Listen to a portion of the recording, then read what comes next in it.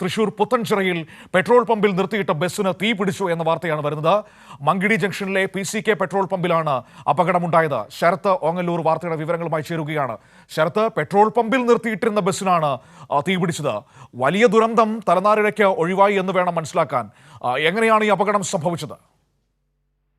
മനു, തീർച്ചയായിട്ടും ഇത്തരത്തില് വലിയൊരു ദുരന്ത ഭൂമിയായിട്ട് പ്രദേശം മാറേണ്ടായിരുന്ന വലിയൊരു ദുരന്തം ഉണ്ടാവേണ്ട ഒരു സാഹചര്യമായിരുന്നു ഉണ്ടായിരുന്നത്. മാള പുത്തൻചിറയിലാണ്. പുത്തൻചിറ മങ്കിടി ജംഗ്ഷനിൽ പ്രവർത്തിച്ചിരുന്ന PCK എന്ന് പറയുന്ന ഒരു പെട്രോൾ പമ്പിനോട് ചേർന്ന് പാർക്ക് ചെയ്തിരുന്നു. രാത്രി സമയങ്ങളിൽ ഇത്തരത്തിൽ ബസ്സുകൾ പെട്രോൾ പമ്പിൽ പാർക്ക് ചെയ്യാറുണ്ട്. അങ്ങനെ പാർക്ക് ചെയ്തിരുന്ന ബസ്സിൽ KL 34A 6391 രജിസ്ട്രേഷൻ നമ്പറുള്ള സുഹൈൽ എന്ന സ്വകാര്യ ബസ്സിനാണ് തീ പിടിച്ചത്.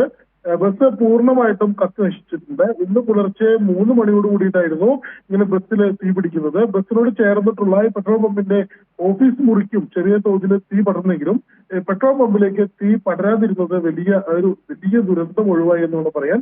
കുറച്ച് 3 മണിയോട് കൂടിയിട്ടായിരുന്നു തീപിടുത്തം ആദ്യം കണ്ടത് ഒരു പിണ്ടാണി സ്വദേശിയായിട്ടുള്ള ജിതിൻ എന്ന ഇരുചക്ര വാഹന യാത്രക്കാരനാണ്. സംഭവ സമയത്ത് മൊത്തം 6 ബസ്സുകൾ ഇതിനോട് സമീപത്ത് പാർക്ക് ചെയ്തിരുന്നു എന്നതായിരുന്നു.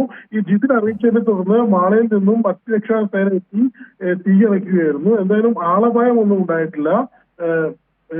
ബസ് പൂർണ്ണമായിട്ടും കത്തി നശിച്ച നിലയിലാണ് മനു. ശരത്ത്, ജിതിൻ ആ നിമിഷം ആ തീ പിടിച്ചത് കണ്ടില്ലായിരുന്നുവെങ്കിൽ 6 ബസ്സുകൾ, ഒരു പെട്രോൾ പമ്പ്, വൻ ദുരന്തമാകും ഉണ്ടാകാൻ പോവുക.